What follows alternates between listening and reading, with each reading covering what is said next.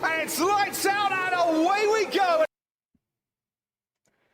What's up, everybody, and welcome back to the GT UK F1 podcast. I'm joined by David. Hey everyone. Thanks to Alan taking a week and a half to discuss the last race. He's called me back in, so I do apologise. A week and a half? Really? Well, I think somewhere he's still talking. Oh, yeah. Just joking, Alan. He did have his good points in it, though. A little bit. Don't let me say that. No. I mean, he has raised some good points about... Yeah. This week. Don't let me hear it. Don't let him hear us say that one. So, Sao Paulo. Yeah. The Brazilian Grand Prix, or the MSC Cruises Gran Primo de Sao Paulo 2025. Yeah, and it was a sprint weekend. Usual sprint weekend. I saw the sprint, I saw the race, I saw highlights of the two qualies. So, like I say, you'll have to lead on the qualies a little bit because... Mm-hmm. Yeah. Just with timings and various bits and pieces, you know what it's like for me. Now, just quickly, obviously, you know, practice session, you like the one single practice session. I've told you, in my ideal setup, every weekend I have one practice session. Yeah, but it didn't really spice things up as I was hoping. Not gonna lie. Well, all it does in my book is it means that the teams don't have as much time. The engineers don't get all that time to set everything up. So there's a little bit more, guesswork's the wrong word, but there's a little bit more sort of gut feeling has to happen. Well, see, the thing is, it didn't, I'm not going to lie, it didn't go well for the Red Bulls. No, it really did. It really didn't. Yeah, we'll come on more to that in a bit. But both McLarens looked on form in practice. Which, a little bit weird, but I don't know. It just was very mixed, which made it very interesting. The Ferraris in practice had an absolute shocker, though. They did. I mean, they carried that to the race as well. What's the difference? This is a for later.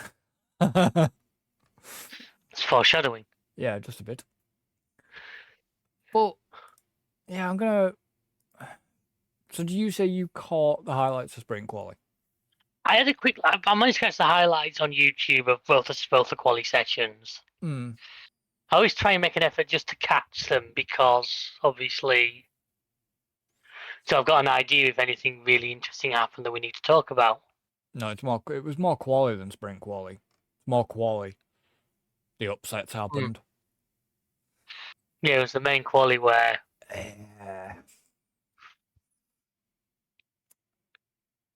We'll get to that.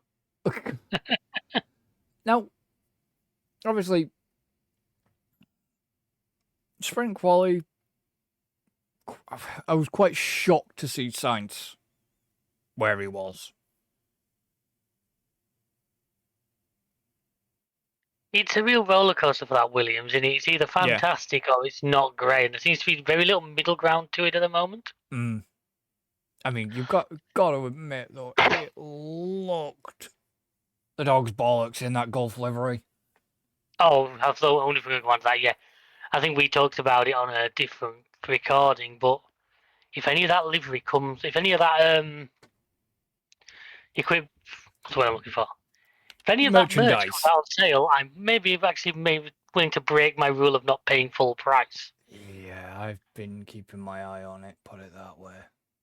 I haven't seen anything yet. No, I haven't either. Which is, you know, because, yeah, it's... I mean, the thing is, anybody who knows, who's listened to us well knows me. You're winning. If you put something in Gulf livery, you're going to win my vote anyway. I mean, I don't suppose you've got $3,500 lying about, do you? Let me check down the back of the sofa, but... Well, what can I get for $3,500? The Lando Norris. This is the authentic one of that F1 Authentics.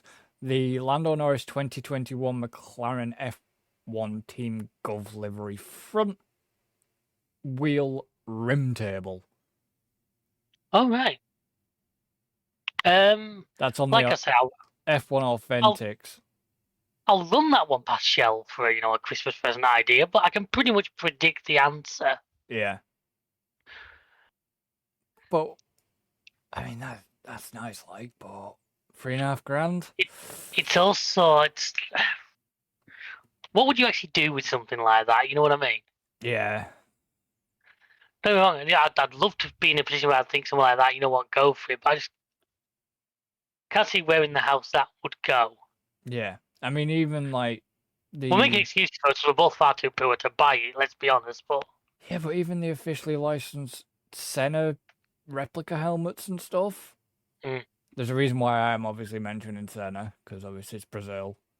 yeah, The replica helmets are like nearly $3,000, and one of them's just like £3,200. once I found a website. Actually, I mean, I'll run it past you. If it's legit, it's actually it's like a couple of year old F1 merch at really not bad prices, and it looks legit because they've got an official physical shop with the name on the side and everything. Yeah. I'm not going to mention it on stream, but No, run it past me. because if it is, they had some like 2024 Aston Martin jackets down from 120 quid to like 50. Ooh. Which, if you don't mind, stuff that's a year or two out of date, which I personally am not bothered. I mean, You know what I mean? I mean, the McLaren hoodie I wears, and the Red Bull merch I've got is at least last year's. But yeah, I don't know if I linked it to you, but Puma have done a collaboration with Aston Martin this year. No, you didn't. Really? No, you didn't. I'll send over. But yeah, and it's really nice. It's like almost like a football top sort of thing. Really nice. Unfortunately, the biggest size would be sort of like not so sure on me. Yeah. Joys have been a fat git, but I mean, they've got. Oh my god, they've sorry guys, we will get back to the Grand Prix, the sprint quality, but they brought a Snoopy range out for Vegas. Oh, down the freaking guts. I think we've had the discussion on this whole Hello Kitty F1 Academy thing. I think it's awful myself, but I think I'm in a minority on that. I actually didn't. I know of it, but yeah. Anyway, Brazil. Yeah, Brazil. So practice session, like I said, I know very little of. I can look at the results on the website and sort of. I've put this in. I've skipped it forward to sprint quali. So in sprint quali, okay. Because the practice session, there really wasn't much to really speak about looking at it. But yeah. I will put ahead now, and we're going to talk about more later, difficult weekend for the local boy Bortoleto, which is a real shame. That was qualifying, though, wasn't it? Qualifying and the sprint and the race. Yeah. The guy didn't have a good weekend in general, let's be honest. But no, sprint quali, I mean, I'm looking at the list here, and to be honest with you, the bottom 5, Lawson's almost a surprise. I'd say more Sainz, though. Like I said, Sainz is a surprise, but I'd say for Lawson to be down in the bottom 3 isn't happening that often these days. No. As much as I know you don't like him, he's actually been putting solid performances in. Because he's not in that. I think if Lawson's still been in that Red Bull. Oh, yeah. No, I agree with you. He would be in the same position that Yuki's in right now. I 100% agree with you. And I am terrified for Isaac. Definitely. I really am. Because. We're going over. Also, this is the last year of DRS. Yeah, it's gonna be a lot more active aero on like front wings. So I still don't know the details, to be honest with you. Well, neither do we, really. But it's gonna be like active aero on the front and back wings, and also lowers and opens automatically and stuff like that, isn't it? Yeah. We'll see. I mean, it could be very good. It could be bloody awful. We don't know. Sounds like a recipe for disaster, if I'm honest. Because if that back wing gets stuck open, Yeah, but in a lot of ways, though, it could also avoid incidents like have happened, like Jack Doohan when he tried to throw into the first corner at Suzuka with the rear wing still open. What if it's stuck open? No, but I mean, if it closes automatically at a certain point. Yeah, but what happens if it doesn't? Yeah, but surely that could just as likely happen to the current system. Well, yeah, exactly. That, you know what I mean? I'm going ahead here, but I'm pretty convinced that's what happened to Bortoleto. He didn't close the rear wing. It was in the sprint, wasn't he, when he had that humongous accident right at the end? Yeah. I'm pretty sure if you look at the footage of that, the rear wing is still open when he turns the car, and I think that's what unsettles it. Mm. So if this automatic system avoids that, could be helpful. Well, so the sprint quali, I mean, Hamilton only 11th. Yep. Did also He loves Brazil. He thinks of it like his second home or third home. He's an honorary Honorary. Yeah. You sound like a diesel engine trying to start. Honorary. He is a Brazilian though, isn't he? Like, not by birth, just by adopted. Yeah, not. Hulkenberg got to top 10, which is always a bonus. Obviously. Agile Leclerc, Stroll having not a terrible weekend. And speaking of Leclerc, we should mention. Obviously, Leclerc, as you say, congratulations to Leclerc on his engagement. Being engaged, yeah. You only did that so you could claim that one. I'm not claiming that one. I'm just. I know. I mean, fair play to Alonso though, as well. Alonso's actually having a little run of form again, despite the. Are we starting to see a little bit of the Newey input into the car now? No. In that case, the team's just working in the right direction then. There's a point I'll make that obviously we know, like, the Alpines, they're not developing at all. I don't think many teams are doing a lot of 2025 development at this point. Everything's going to be on 2026. It's little bits and pieces. It's nothing. But to be honest, sprint quali was okay. It wasn't really as electrifying as the main quali. Yeah. And then should we move on to the actual sprint itself? Yeah. I mean, from the start, do we jump straight to what I think was the sort of what I think was, I wouldn't say turning point in the championship, but are we starting to see Oscar's lack of experience? A little bit.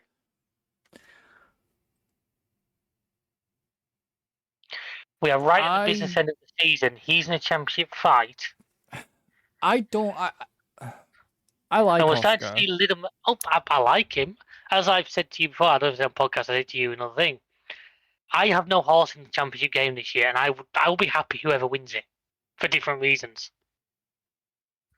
I think Oscar's crap. I think Oscar's just kind of done a little bit of a Lando and cracked under the pressure. Yeah, a little bit.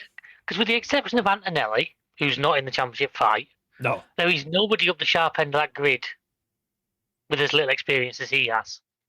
Yeah. And I wonder if now we're at the business end, we're just seeing that a little bit. Well, we had the crash at Baku. Yeah. We had the whole Baku weekend that didn't go to plan. And then don't get me wrong, it was tricky going there because two other cars ended up in the exact same barrier that he did. And Antonelli kind of blamed it on Norris. But then when you saw the onboard, Oscar himself was wide onto that curb. Well, so did Lando, though. Lando did go wide on that curb, but it didn't unsettle the car. As daft as it sounds, and you'd have to look at the videos, from what I saw, I reckon, this is going to sound really silly, Lando actually went wider than the other guys did. And if you look at where the curbs are designed, there's like the serrations, and then there was a flat bit beyond them. I reckon Lando actually went beyond where the serrations were, Yeah. and that's why he got away with it. Mm. I would also say, did you see there Hulkenberg's experience compared to the other two, that he managed to actually not wreck the car? Yeah. I mean, there's a bit of luck involved. Not fully, but it's funny how the other two, Oscar and Colapinto hit that wall hard. Too right, he hit that hard. You know, Oscar, yet Hulkenberg seemed to manage somehow to actually, because it hit the back end and he somehow didn't break the wheel, which I find quite impressive. No. You know, that Sauber was obviously fairly strongly built. I mean, Bortoletto's which was real the same, got a little bit of a different attack later, but we'll come to that. But yeah, I just wonder if we're at the business end of the season, if Oscar's just starting to, the lack of experience is starting to show a little bit. And if that's maybe going to play into, at this point I would say, Lando's hands a little bit more.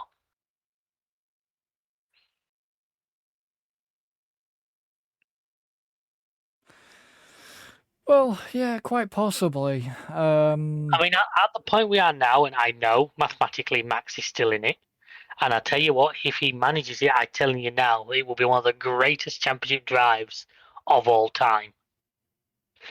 I think he's very much the outsider now. He needs Lando to have a DNF. Yeah, he does. For him to be, because he's 49 points behind now. Yeah. I mean, he had Oscar's DNF, and he also beat, he was ahead of Oscar, so he took point off Oscar. I would have to look at the actual standings to get the gap between Oscar and. Well, he only picked up 5 points in the sprint. Yeah, but still 5 points. It's like I say, he's 2 wins behind. 49 points, 2 wins he's ahead. Oh yeah, I know. So if Lando DNF the next 2 races and Max wins them both, yeah, but don't forget, he's ahead of him. Yeah, but don't forget the next race. No. There's the next, obviously there's Vegas, but then there's another sprint as well to come up. Well, we've got a triple header coming for season. No, I think it's not Abu Dhabi. There's sprint's in the middle, isn't it? Sprint's at Losail. Yeah. Literally, our last three, it's a triple header. Yeah, I know. But it's a bitch for Vegas, anyways. But no, I mean, fair play to Antonelli and Russell. Yeah. Now that they've both got contracts renewed. Yeah, but problem was, everybody was like, "Oh, well, Antonelli might not be." Antonelli might not be. You know what? Safe He's actually, and all this lot. After a rough start to the season, he's actually settled in not terribly. No. I still stand by. It'd have been better off doing a year or 2 in a lower car to build experience that way. But fair enough, he's not made a fool of himself. No. And as I've said to you in previous podcasts, I don't think Merck had many other options. Well, they didn't really. Not going to pull anybody out of a junior Merck driving team because there really isn't a junior Merck. The only sort of junior driver in a Merck car right now is Stroll. We got Williams. Sainz and Albon. You wouldn't consider them as like younger drivers, would you? No, I wouldn't really class Stroll as a bloody young driver either. I think he's the youngest of that list. Kimi's the youngest of the list. Well, yeah, excluding him. But anyway, so re-signed and Max 4th, considering qualifying the car didn't look great. He was complaining a lot about the car. Mm. Tell you what, after this weekend, I have a hell of a lot of respect for GP. The way you can keep calm when Max is frigging. Oh, yeah. I'm just giving you the information. It's up to you if you use it or not. Yeah, it seemed... like that passive-aggressive. It seemed very, testy, but it was just like... It was just to the point. Yeah. But it was just such a well then you diva, here's the information. I love their two interactions over the years. I really Oh do. yeah. You know, they've always said your engineer, you've got to get on with well, these drivers, because they're the only ones. But yeah, when you turn the sass on. But I think that's the thing. Them two have been A long time now. It was like together. Lewis and Bono, wasn't it? Yeah, they've been out together a long time, and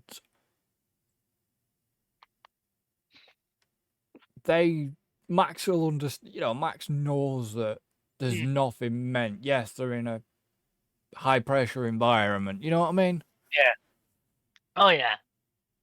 Yeah, I mean, I should say about the Ferraris in the sprint, better result. The Ferraris definitely benefited from like Oscar throwing it off, though, didn't he? Yeah. I mean, the person who did benefit from it, ironically, was Hulkenberg. Yeah. Because he went to red flag, they were able to replace the back wing, which was a fair achievement by the Sauber team. Oh yeah.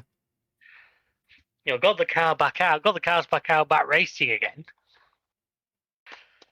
And then obviously it all kind of settled down. It was a very interesting weekend on tyres, because we generally had several different options.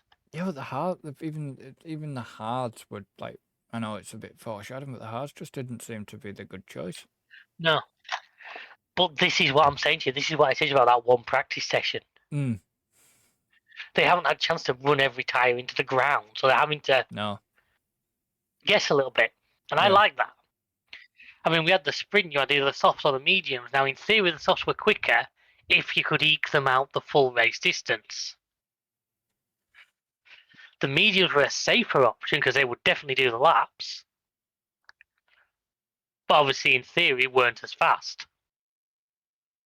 You also had the interesting dynamic because of the red flag. Yeah. So obviously, when you red flag, you're allowed to change tyres, which you're always going to do. And teams were literally forced to go to the other compound because the tyres you've got available that are warm, that are pressured, that are ready to race, you haven't got every set of tyres sat just ready to go. It's actually something I'd never thought about till it was mentioned again. It's a very valid point. There's rules on how long the teams can have tyres in blankets. Well, yeah. You know, they don't just have every set of tyres sat in blankets hot at the back of the garage. No, they're only allowed tyres in blankets. Is it maximum about 3 hours? Something like that. So literally, so when the sprint started, you started on the softs, there'd be a set of mediums in blankets, and that was it. So that's why most of them changed compound. Yeah. Because that's literally the tyre that was available. I mean, thinking about it, the sprint. I know this is not making a lot of sense, guys, because we're quite a little bit jumpy with this. Well, no, we're talking about sprint here, but we're trying to settle it down. This is going, if you know us, you know us. But the sprint was lacking. I wouldn't say lacking. But I expected a bit more from it. Really. Like I said, I think a lot of us were expecting the weather to play a bigger part than it did, which is fine, which is how it goes. Well, it was more overnight, though, wasn't it? Yeah, the rains were overnight. The track was often damp, but not, let's say, which is what caught Oscar and everybody out. Yeah. Now, Bortoletto's crash. Did you see some of the pictures from during that? Christ. It was shredded. I mean, there was the camera shot from the outside, and as it went over the edge of the track, it actually took air. Yeah, it did. Which that always terrifies me when a car takes air like that, because you're never quite sure where it's going to freaking go. Well, even didn't Martin say about it? Yeah. Not a good thing when you see a car take flight. But as I said to you earlier, if you check the footage, I'm pretty sure at the point he turned, he hadn't closed his DRS. Yeah, I don't know. I'd have to... And I think that's part of what caused it. I'm also not sure. I'd have to look I'm not sure if he actually touched the white line on the outside a little bit. Either that or it was like putting a handbrake on. The back brakes could have locked. Mm. But that was a hell of a smash. Oh, yeah. I mean, first of all, thank God he's okay. That's the main thing. Oh, yeah. Nobody was hurt. But at the same time, and of course, he had to have a poor lad his home race. But it broke the steering column. I'm almost surprised. I'm almost surprised it was a new chassis because he missed qualifying altogether. Didn't get the car back together. I'm almost surprised it was a new chassis for the race. Yeah, it probably was. But you saw the steering wheel come out. Oh yeah, he broke the column. Tell you what, was Sainz one. It was Sainz Albon was very lucky he's not getting wiped up by it. One of them. He got showered in debris. I'm just watching it in slow motion here off the F1 YouTube channel. I think it's Albon, isn't it? It's Albon. It's definitely a Gulf car. Yeah, I think it was Albon.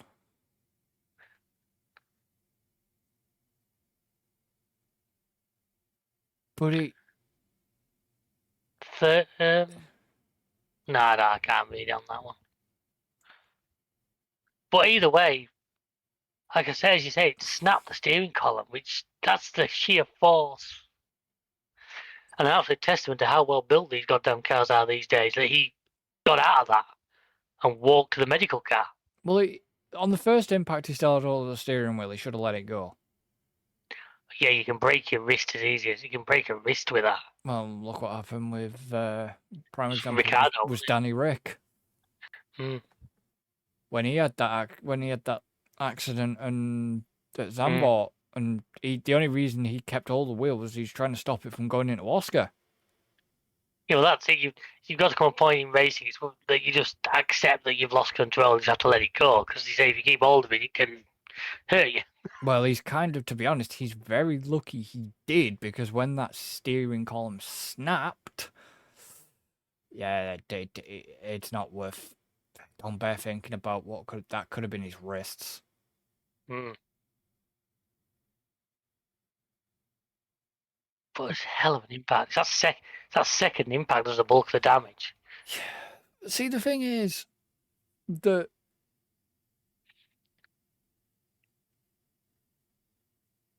it's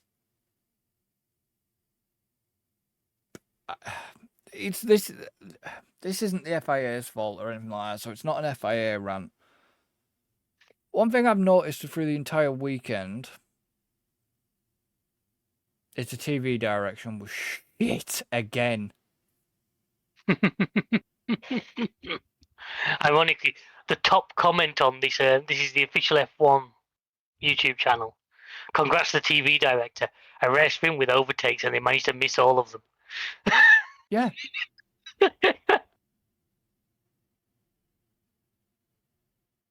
The TV direction was bad. I don't get it.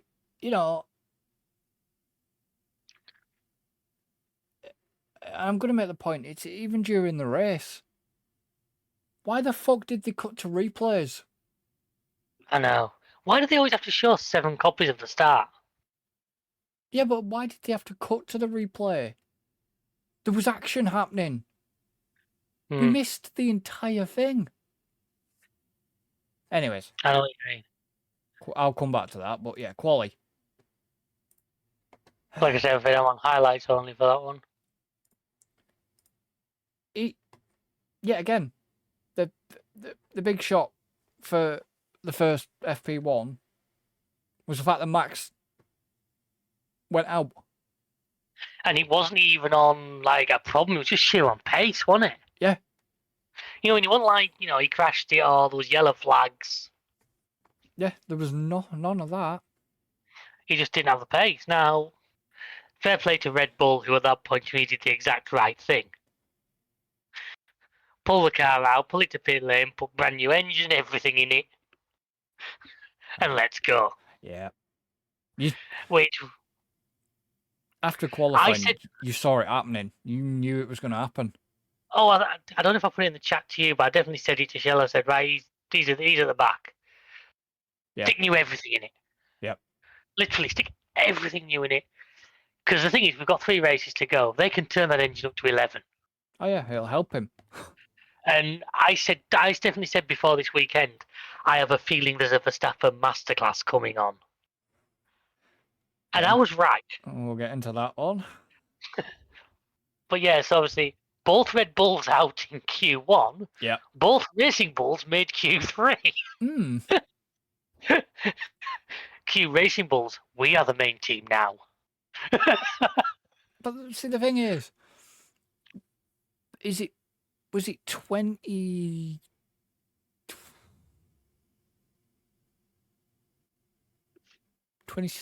Was it 2016, 2017? I'm going back a bit. I'm trying to think when the last time that both the Red Bulls were out in Q1. Don't think it's ever happened, has it? Yeah, it has, but it was earlier on in the. Yeah, I guess I'm afraid we'd have to fact check that one.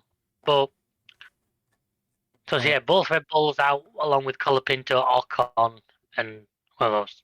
Did they only put 4 out of that session? Oh yeah, Borlett's car didn't take part, did it? No. Then Hamilton only getting 13th. That's what surprised me. You know, he just didn't say no. We can't even actually blame Ferrari. I mean, Leclerc got it to 3rd. Yeah. Well, you know, so obviously Albon, Alonso, Hulkenberg top 10 again. Hulkenberg's Gasly getting the Alpine to 9th. Yeah, I mean, Hulkenberg's on good form. Gasly's just driving the arse off that, even though the car's absolutely shit. I think he's just holding on for them Merc engines next year. Yeah. You know, I think that he's just like, right, next year we get a power plant we know works. Yeah. I mean, you know, fair play to Behrman, getting it up into 8. Behrman's performing well. I'll tell you what, I reckon Lewis will do next year and be gone, and I reckon Behrman will be in prime position for that main car. Unless they decide to go back after Sainz. If you were Sainz, would you go back? Would you shite? No. After the way no, actually, no, I won't be. I'll be brutally honest. The word no wouldn't exist. But the telephone number paycheck it would cost them to get me back. Yeah. I would have to be allowed to wreck whatever the rarest Ferrari is every week for the entire time I was in the contract. At no cost to me. You know, I'm a big never say never kind of person. So I wouldn't say, but they'd have to. It'd cost them. They'd have to dangle some big money in front of him, I think. Oh, yeah. They'd have to probably take whatever they're paying Hamilton, double it, and then add a decent bonus on for good results. Yeah. And I think Sainz would get it. It's been proven. Oh, I still say Ferrari made the wrong choice. Yeah. I honestly still believe that. Oh, I do. But I do. I mean, even though Leclerc got 3rd, which is a fair good result, Piastri once again, going back to what I was saying earlier, not capitalising. It's the business end, and he's just not. He seems to have almost cracked slightly. Well, that's what I said. That's what I said to you before. I think he's cracked under the pressure. At the point which fair play. At the point which fair play to him, Lando seems to have knuckled down. Yeah, but Lando then, you know, as people keep saying about interviews and stuff like that, in interviews, are you thinking about the championship? No. You know, he's dismissing it all. And it's like, are you fuck? With the performance you're putting out, you are not. You are thinking about that championship. And I'll come on to something I heard after the race, once we've discussed the race. Yeah. And it proves my point of what I said, what I've been saying a little bit. And this was from a certain team principal. Yeah. Anyways, yeah. Anything you want to add about quali before we... No, because like I said, from what I saw from the highlights, I think we've covered what seems to be the big upsets, the big... I mean, got to say fair play to Kimi Antonelli. Jesus. He has a solid weekend, a very solid weekend. Yeah. As I say, fair play to Hadjar. Oh yeah, but just please do not go up to the Red Bull. Unfortunately, I feel it's inevitable at this point. I also partially believe, I obviously have nothing to back this up, that Yuki's position has been boosted by the Honda engines. And that once that deal finishes... Yeah, but Honda's got Aston Martin. That's what I'm saying. Yeah, but that's what I'm saying. While Honda being the engine supplier, have a Japanese driver. Yeah. Once Honda leave, I feel that further will... I don't know. Maybe Yeah, but the thing is... Becky's will think differently. But the is how much power does he hold and how much does your best friend hold? He needs to just go bye-bye. Honest to God.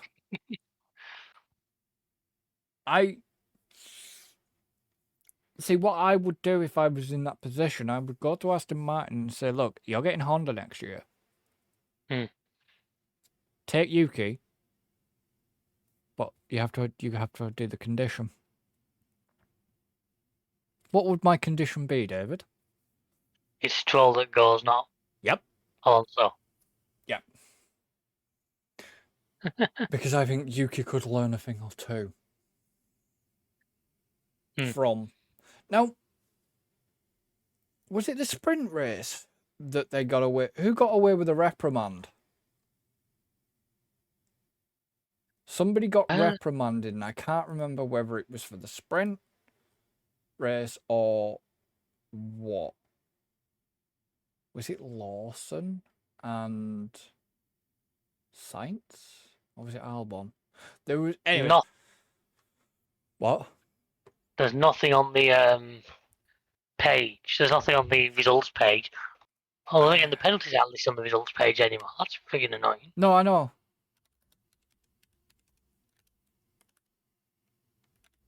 They used to list them all at the bottom and they've stopped doing that.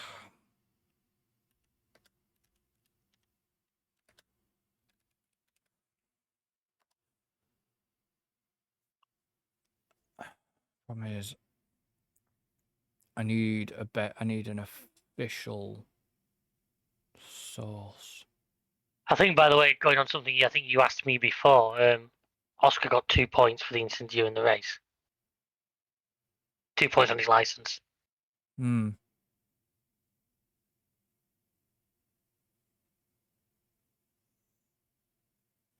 Because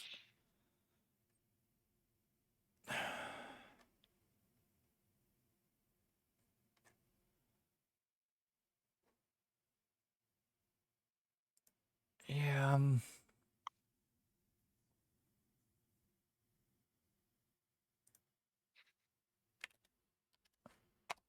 I'd heard there was supposed to be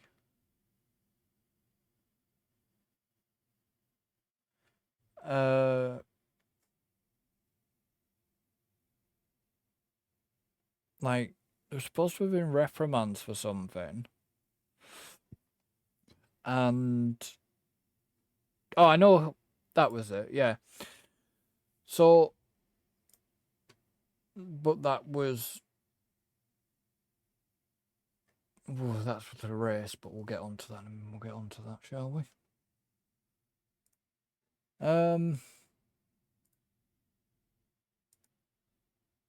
That's annoying. Still there? Yeah, I'm here. I was just letting you speak.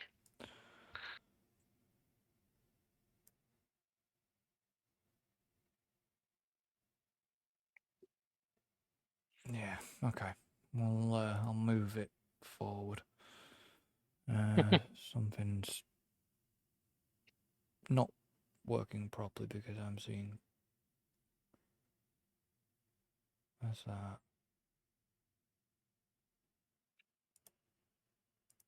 Yep, nope. Okay, I've got to sort that out.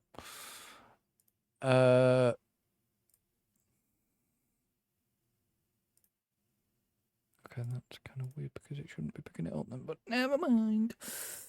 Okay, so I'm having technical issues.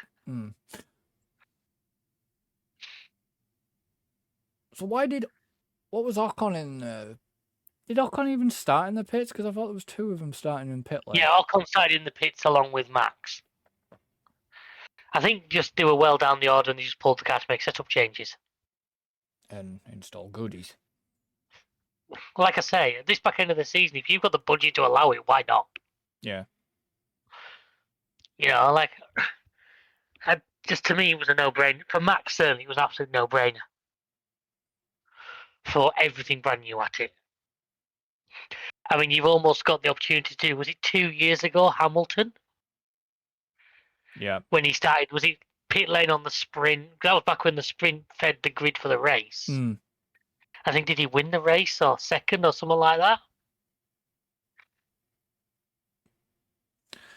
Well, that was. Not 2 or 3 years ago. It was a race. It was a sprint weekend. It was a but it was a sprint weekend, but then Hamilton had a shocker, didn't he? And then they pulled the car, and then through the sprint and the race, he managed with all new components to go basically from the back to, I think, to win the race. Yeah, something like that. If my memory serves. But so yeah, so like I say, that's.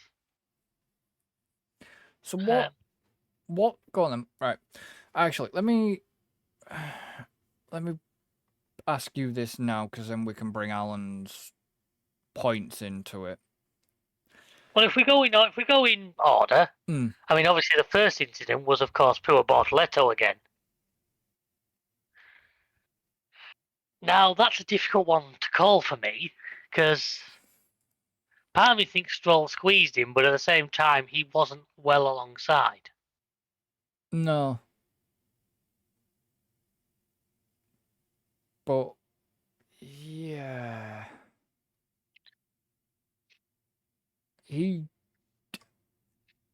I think he got. I say he got squeezed. He got squeezed, certainly, but was he far enough alongside to sort of make the point of?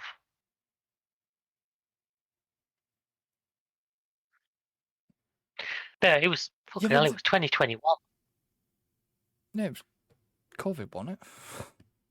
2021, Hamilton started last, but went on to win the actual race. But anyway, yeah. So, it was a clumsy start of the race incident. Yeah, but what's with the stewards taking a view now to first corner incidents? They're not without. That? It wasn't first corner. It was second. The official view is they are not. It's not a free for all, but at the same time, they're not supposed to look at it as harshly as they will later on in the race. Yeah, but they have been doing. I don't know if you've noticed that. They seem to have been doing that. Because I mean, look at the kerfuffle from last week. You mean last race? Well, yeah. I mean, yeah, I know what you say. It's always a difficult one, isn't it? Because we're not stewards. We don't have access to all the data they have. No, but the other thing I disagree with now is this whole fucking if you're alongside, it's their corner. You've got to be fully alongside before it's your corner and all this lot. I tell you what, that rule outside of F1 is laughed at. That rule is stupid. Well, this is the whole point of, like we're saying about the Bortoletto and Stroll thing. If Stroll... Well, the thing is, Bortoletto wasn't... I mean, literally, his back wheel was in line. His front wheel was in line with Stroll's back wheel. Yeah. So he wasn't, I mean, this F1, the logic basically boils down to, I could throw my car into a corner with me alongside of you. As long as I get to the apex before you, it's up to you to get out of my way. No matter if I've thrown in without touching the brakes. Yeah. I know it's more nuanced than that, but that is how the rule is written. Oh, yeah. And it's ridiculous. Oh, tell me about it. But, yeah, it seemed, like I said, at the start, it seemed to get a bit feisty, and then, I mean, Norris just did a max and just checked out. Yeah. And then at the restart, Norris managed to catch everyone sleeping. Well, Antonelli was hustling him, though, a little bit. Yeah, but then when he actually dropped the hammer, Antonelli was sort of left. Yeah. Which led to Piastri Now was this is another situation where I feel that lap 6. a little bit of lack of experience of Oscar. Because what you end up with, three cars wide, you had Leclerc on the outside, Antonelli in the middle, and Oscar on the inside. Yep. There is a case, I can see it, where Antonelli did turn in on Oscar a bit. Antonelli did cut towards the inside. However, to me, you're Oscar. You've got a championship to fight for. Why put yourself in that position in the first place? Yeah. He was lucky. Him and Antonelli were both actually really lucky. Their cars stood it. It was a fair old hit. Oh, yeah, it was. Now, luckily, unfortunately for Leclerc on the outside, his car didn't survive it. No. It didn't.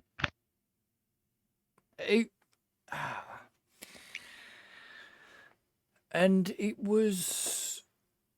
We have actually skipped something here. We'll come back to when we finish this topic. Have we? Because the safety car restart was lap 6. Wasn't it before that Hamilton ran into the back of Gasly? Oh, yeah. That was just before the safety car won it. Yeah. And this is coming from me, so this is a rare mistake from Hamilton. He just misjudged the gap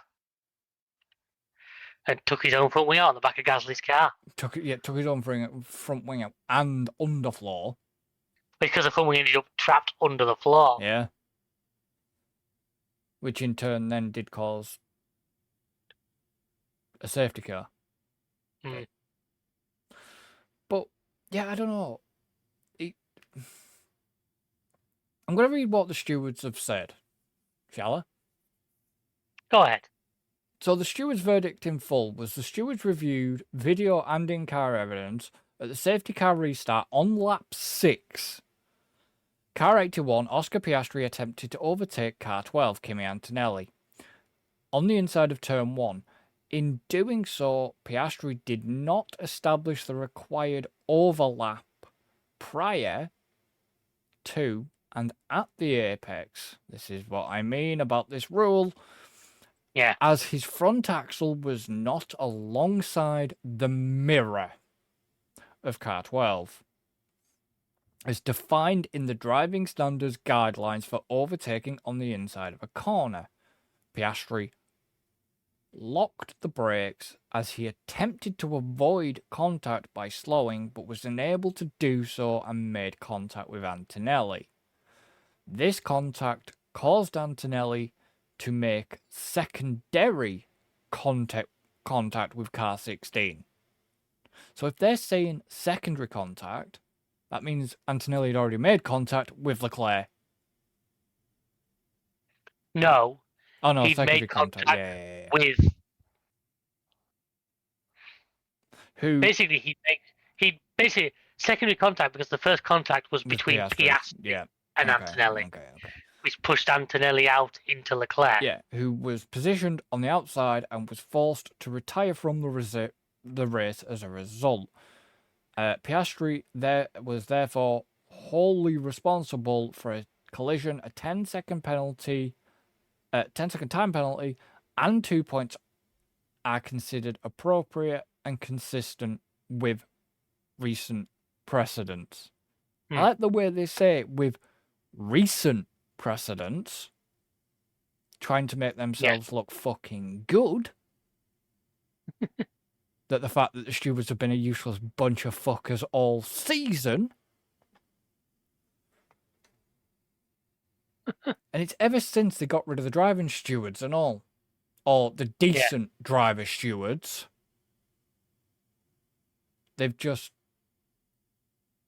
The entire race from the race director to the stewards are just a useless bunch of fuckers this season. Honest to God. They really have been.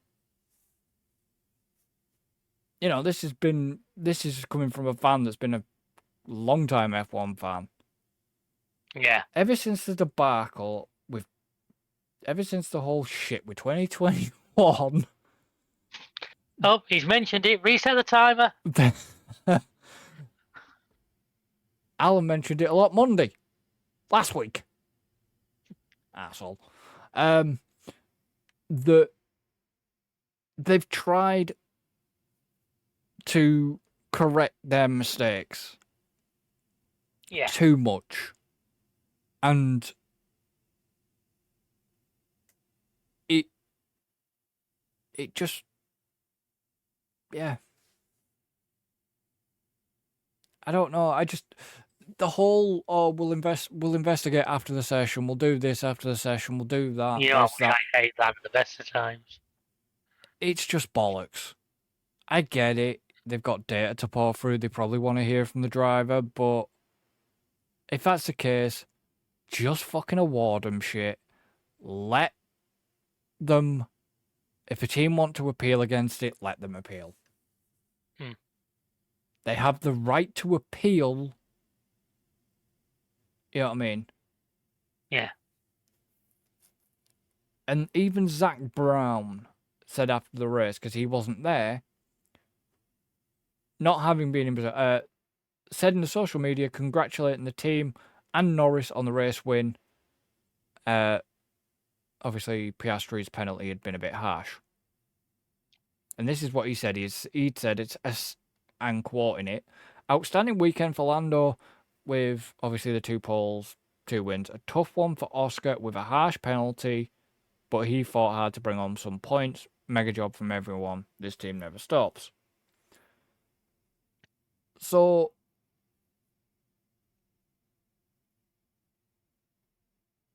obviously Oscar thought that Kimi was on the inside.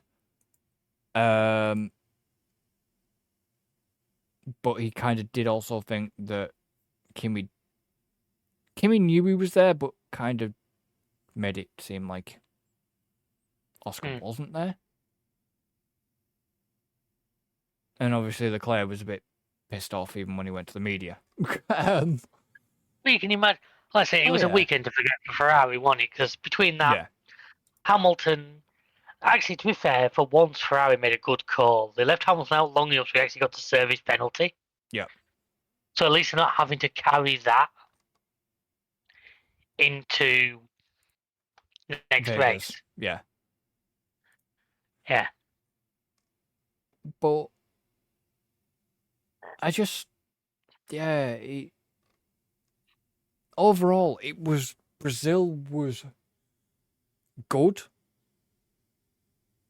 It's probably been one of the better Brazils, apart from obviously when it pissed it down and Max, we had another masterclass from Max. But this time we did have another masterclass from Max. We had the masterclass because Max at one point, despite having to pit early because of a puncture. Yeah, he was on the hard. Which I don't know was caused by. You remember Martin commented how they drove them through after Bortoletta's crash. They drove them through that little inroad. Was it John Sow? Yeah, you know, Tony, but I do. This is I know where it is. Yeah. Took them a little inroad, which those inroads are never driven, so they're always full of muck and shit. So whether we picked it up there, or whether we picked up some carbon fibre, but basically had to pit for tyres. He ended up leading the race at one point. Yeah. And he also joins, and we're going to jump forward because actually just after that, there was a few overtakes, bit of messes about, but he joins a very unique club. There's only two other drivers have ever gone from a pit lane start to finish second. Yeah. Alan Prost and Nigel Mansell. No driver has ever gone from the pit lane and won. No. And you know, it's a very well deserved driver of the day for him, which is a rarity. Usually Max isn't really thought of a driver of the day, is he? But no. Say at one point when I must admit, as soon as the race finished, I jumped out to go and do something. So I never saw, but I think it was near the end. He showed you something like 52% of the vote. Yeah. But it was, I mean, it was full of action, but yet again. Of course, yeah, as Alan said, and I agree, Max was helped because, like we said, brand new engine, turned it up. Well, yeah. And let's be honest, Max on a good day, you'd expect him to get through the bottom half of the grid fairly quick. Yeah, but he was fighting. That was a problem. Oh, he was, yeah. He was. He did. He had to fight. You know, hell, to finish ahead of Piastri from starting a bit late, you know, Yeah. is an amazing result. Absolutely incredible. I love all the comments about, oh, he could have won if he started near the front. Well, maybe not, because he wouldn't have had a new engine, so the Cowboy would have been down. And obviously, whatever setup changes they managed to make between sessions worked. Yeah. It's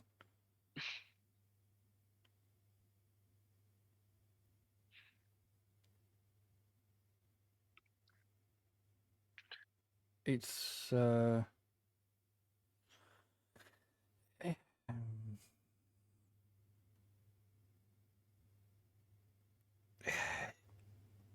it it was just another masterclass from him. Because yeah, he will have been helped, like Alan says, he's been helped with the new power unit and all the other bits, but it didn't come easy for him. Didn't come easy for him. You know, he was pitting and to pit to change, swap tyres, and then he was back down the grid having to make his way through. Yeah. Who's going to fight him? That's the thing. Well, the bottom half of the grid isn't going to. It's not till you get to the likes of the Ferraris that are going to.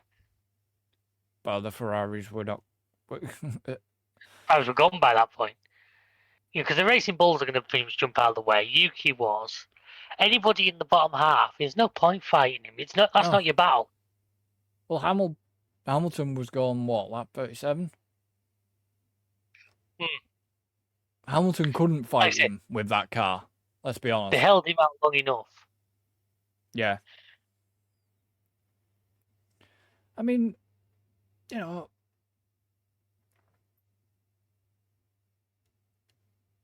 I expected a bit more fight from George.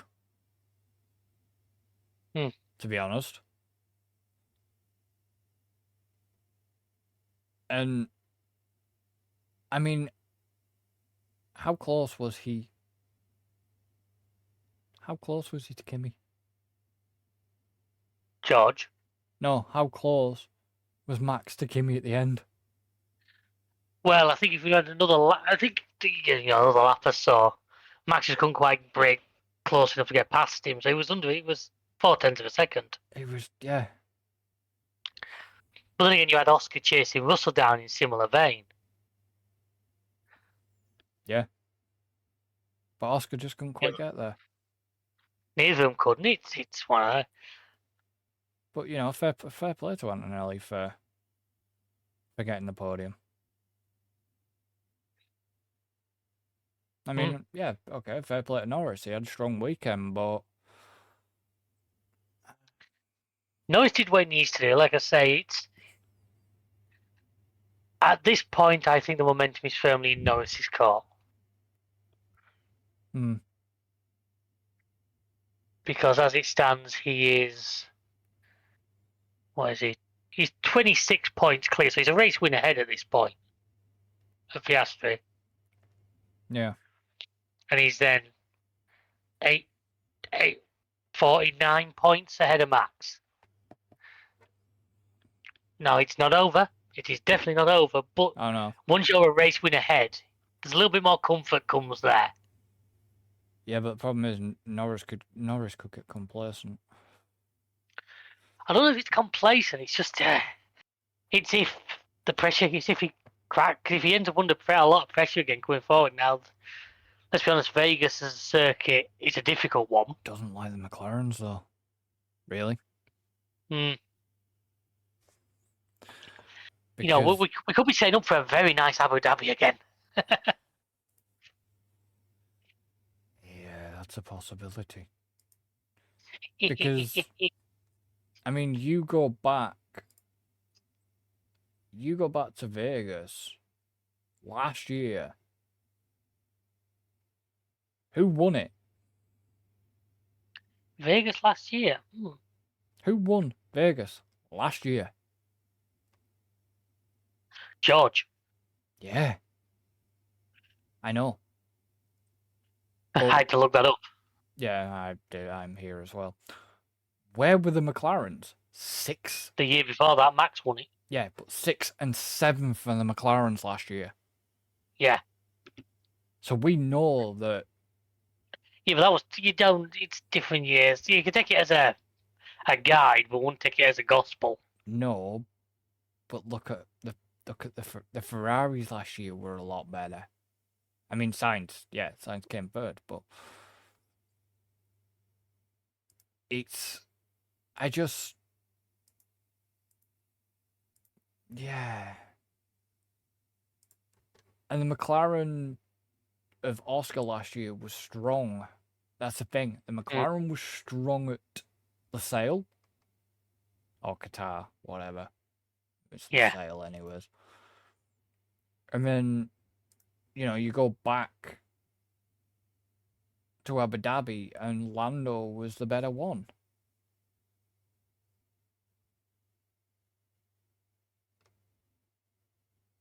Yeah, Guan Yu Zhou, Jesus. Oscar finished 10th at Abu Dhabi last year. But I'm hoping that Max is going to be.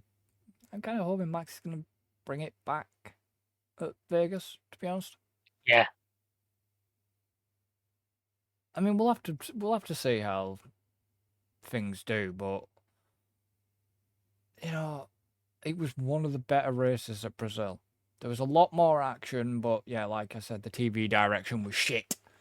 For the fact that there was action going on and they cut to a fucking replay. Yep. And we missed it. And I get the whole, like wanting, Sky saying, oh, well, you can use the Sky Sports app. Look at the Battle Channel and all this shit. It's like, because, stuff might not be shown on the main feed. Mm. But they cut to a replay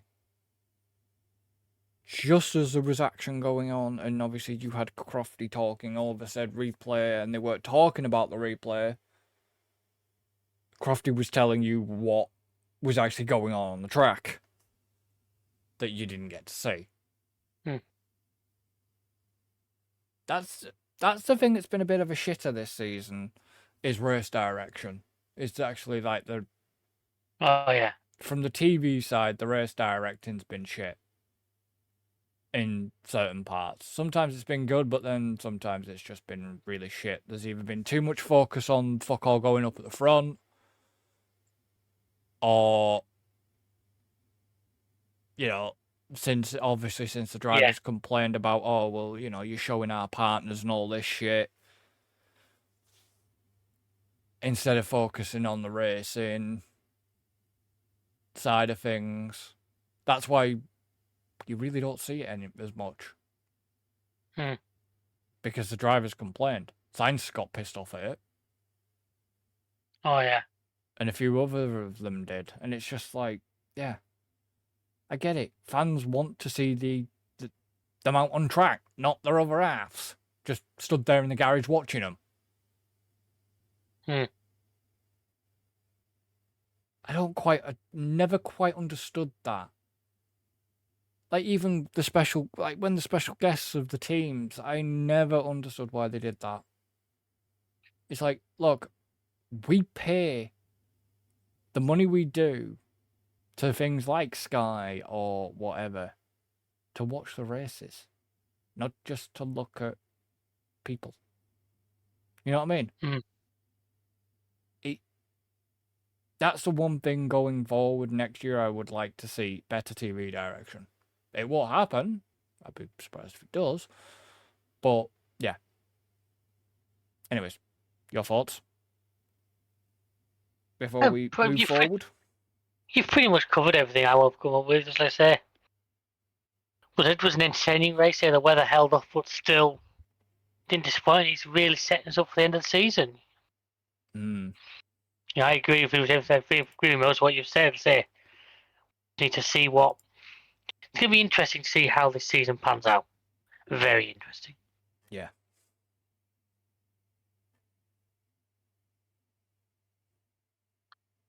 because yeah, it's going to be one of them, to be honest. Okay, so scroll down to the bottom. Scroll down to the bottom, so I don't see any of the results. I don't know if anybody's interested, but obviously we've been running this F1 Fantasy League all season, and oh boy, you got kicked in the nuts, didn't you? Yeah. Yeah, not a great weekend for me again. I've rolled this season up at this point. But it was Oscar. The thing is, it was Oscar that. Oscar and Sauber. Yeah. But then again, the other big upset is Sai right in front of me there. Yeah. So David's at the bottom with 126. Simon is in 7th for this one with 152. Ooh, Carlo Pinto hurt him as well, didn't it? Yeah. Colapinto. Yeah, whatever. Franco. Hi. It's kind of weird. You can't say Col. Yeah. Technically, you could call him Colapinto. What? Nothing. It's spelled the same way.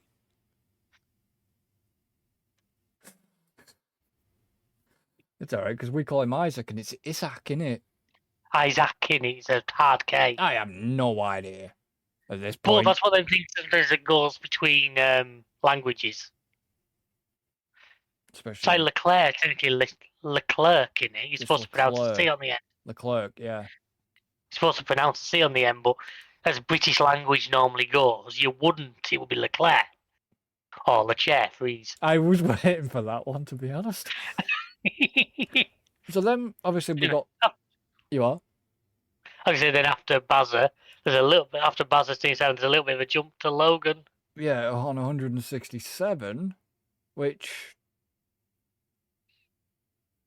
It's only really Oscar that's done him, hasn't it, really? Hmm. Then there's me on 199. Once again, Oscar. Oscar. Yeah. Adam with Bortoletto being his Yeah. downfall. Yeah. Then Ryan... Adam on Hamilton. 208. Then Ryan on 209, and Hamilton let him down. Then Angela on... See? Once again, Angela's random build just Yeah. happens to suddenly throw a fucking curveball. Yeah, 276 points. And Alan at the top on 292, Yeah. which I do believe if you go to all races, Hey? Oh, if you go to the overall no, point score, Alan used his final fix. yeah, and took Albon out, which actually looks to have worked very nicely. Yeah. So if I now go overall... It's happened. The little bastard. It's happened. He's done it. Oh! I mean, there's time yet. We're Yeah. not done. But, you So, know, at the moment, we've got Angela in 8th with 2,477. Ryan in 7th with 2,704. Adam in 6th with 2,867. David in 5th with 2,880. and I honestly feel at this point, that gap to Logan, I doubt I'd be able to close. It's the battle between me and Adam here a little bit. Yeah. Because the gap between us is, what, 13 points? Yes. I'm like 300 something off Logan, which would take a big Yeah. upset. Yeah. Get that one. So Logan's obviously in 4th with 3,201. I'm now in 3rd with 3,821. Simon is in second with 18 points ahead of you. 3,839, and Alan is in first with 3,874. 35 points ahead of Simon. So you're about 50 behind Alan at this point, give or take. Can I catch him? It's not impossible, but once, as we say every time we discuss We have a lot of this, crossover. I mean, yours and Alan's teams, you've both got McLaren, you've both got Hadjar, you've both got Behrman. Yeah. So instantly, any problems for one of them, which is what would lose big points, is going to hit you both. Yeah. I mean, you got buggered by the same thing as me, that you had your times 2 on Oscar. Yeah. Which doubled the negative. Luckily, it was a -2, but it still doubled the negative. Yeah, because technically Simon had Oscar as well, and it was only a 1 minus 1. Yeah. Oh, I bet Alan's fucking loving that, isn't he?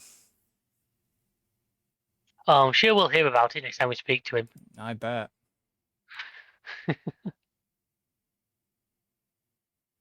Now, do I make a change for Vegas? I literally can't do it.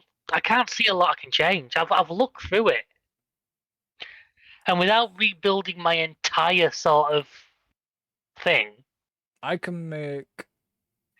I have no budget. I have very little budget left. So why? I don't. Go ahead, sorry.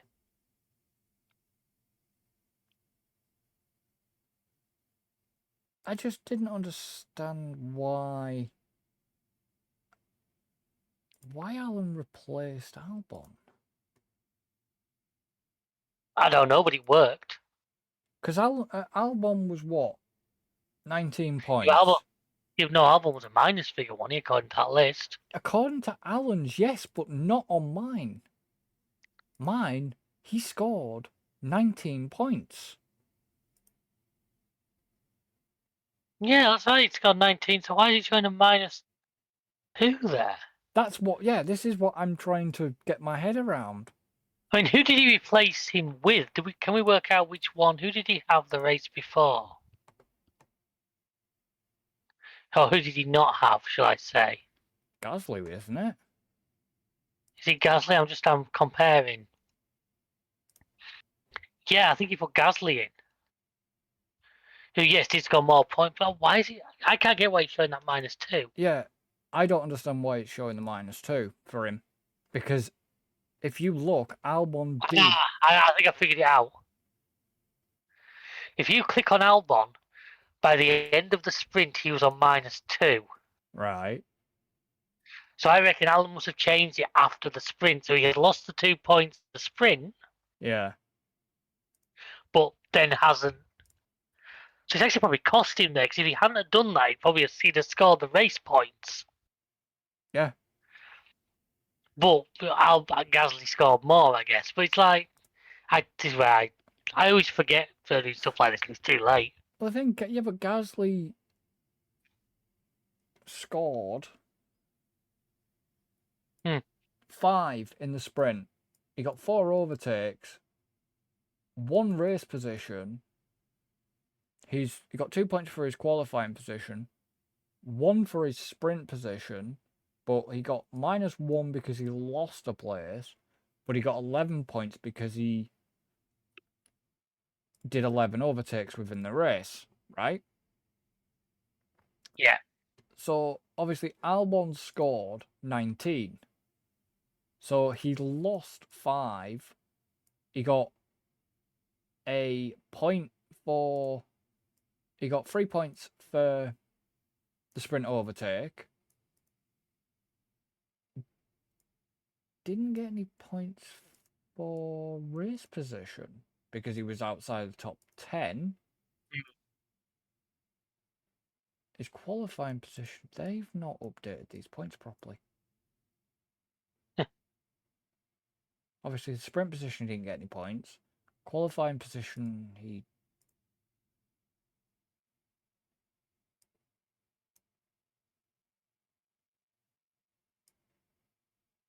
But obviously he only made 10 overtakes. That's I have no odd. idea. I have absolutely no idea. No idea with the point system. But anyway, so he's now ahead of the bloody championship. Yeah. Fucking hell. God, I hope one of you overtakes him. I really do. Because Guess we will what? not hear the end of it. I'm hoping Go on. so. I'm I'm going to have my title over as it is. I'm not even annoyed about that, but I know, but I'm really hoping that we do get to overtake him. Not gonna lie. I want it to be a good battle right up to the end on that. oh yeah. So here we go for this one. Yeah. Don't forget your sleeping pills, folks. You're going to need them. So anything you want to add before I do the timings for Vegas? No, I think we covered it all during the session, really. Okay. Just go on. So Las Vegas, round 22, 21st to the 23rd of November. 21st November, practice 1. This is UK times. 12:30. How the hell do you even do this? Right. I could put it in. Have you noticed, by the way, the F1 website actually lists the dates wrong? Lists it as the 20th to the 22nd on the drop down. Yeah. It's because of the Because it's tiny. Because basically, yeah. So your times. practice 1 is midnight till 1:30 in the morning. Yep. Practice 2, 4 till 5. Yep. Practice 3, which will be Saturday morning, 22nd. midnight till 1:30. Qualifying 4 till 5 a.m. Yep. and the race 4 a.m. We might add that will be a Sunday morning, early hours of Sunday. Only on Sunday morning, 4 a.m. Sunday morning. But the reason why is because it's like 8 o'clock at night. That's why they list it the way they do. Because technically, it'll be for them. It will be Saturday night. Yeah. For us, it's Sunday morning. That's why it's listed the way it is on the schedule. It's it's the only ball ache about Vegas that. It's the one thing is the qualifying I'll probably be able to watch, whether I want to get up that early, depends on how much time work. It's whether I wake up for that and I'll stay awake, but I'll see what's what for that one. But yeah. Yeah. So yeah, overall it was a good one. Obviously setting us up nicely for the season. It is for the end. So, whether you're one of these who believes that they're trying to manipulate it or not, let's leave that debate for the conspiracy theorists. But I do want we're setting up nicely. I do want to kind of say one thing just very, very, very, very quickly. Go ahead. I forgot to mention it. I watched after the race. I didn't see any of that, when Andrew Stella was questioned. Andrea Stella. Yeah. Whatever. When he was questioned after the race about the whole Oscar thing, it just seems to me now that they're favouring Lando. Just the impression I got off him, the way he was, just seems like they're favouring Lando. You know what I mean? Yeah. And I kind of feel sorry for Oscar. But Oscar needs to just get his head back in the game. To be honest. Not think, oh, well, I've lost it, but just, just stick it to Lando, really. In a way. I know, obviously, everybody's like, well, why are you hating on Lando? He's British. You know, the whole, he's Brit. You're a Brit. It's like, look, I'm not patriotic. I don't give a shit. No, Hamilton's a Brit.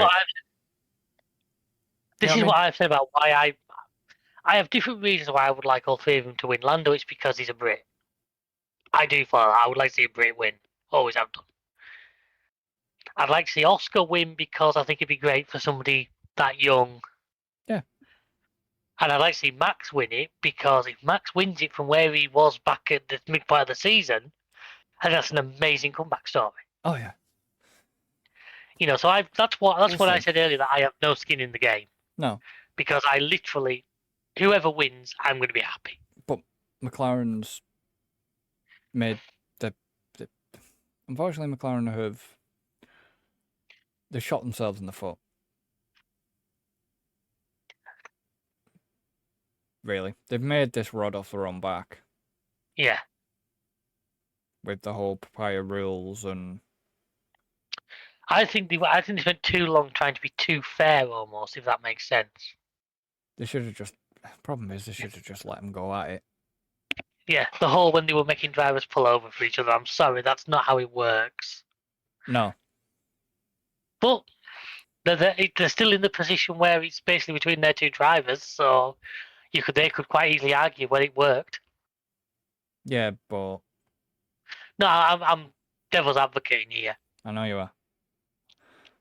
For what it's worth, I agree with you, but like I say, if Zach Brown was sat here, he'd probably say, "Well, we're still winning." Yeah, but you know what I'd like to say to Zach?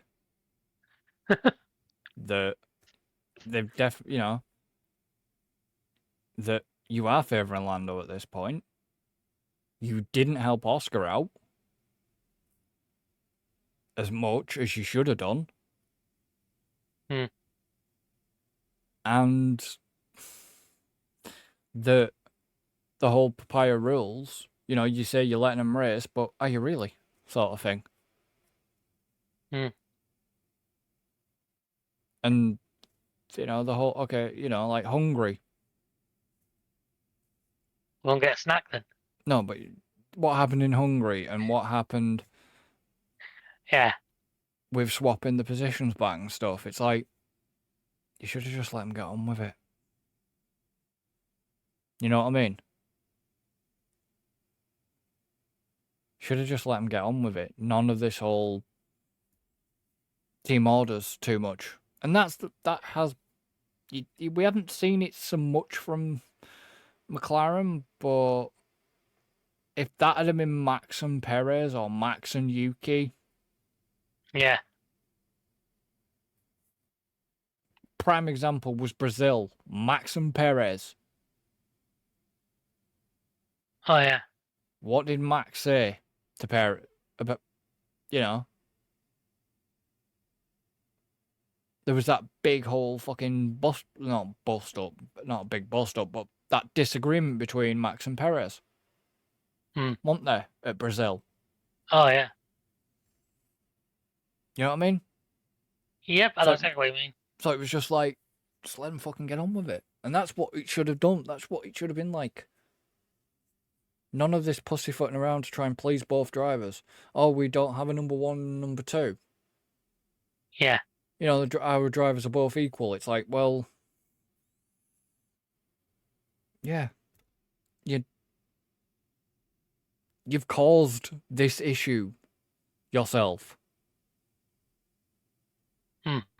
By doing things the way you have. And, if Lando wins the championship, Oscar will be probably happy for him. But, you know what I mean? Yeah. You could kind of see how Oscar felt that when McLaren secured the constructors. Yeah, I know what you mean. You can kind of see it.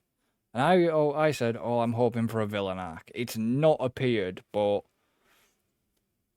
like the whole incident where Lando just barges Oscar out the way sort of thing. Oscar wasn't really the quiet self. He bit. Yeah. You know what I mean? And so we fucking should. And if it's them two in 2026, I think we'll see. I think Oscar's villain story will come out in 2026. Yeah. And I so fucking hope it does. I hope it does. Really do. If it doesn't come out by this season, I hope it does in 2026. And that's all I'm going to say. So, obviously, thank you to everybody for listening. Thank you to David for being here. Pleasure as always. And we shall see you after the Vegas Grand Prix. So, until then. Why have I got wood? Thank you, everyone.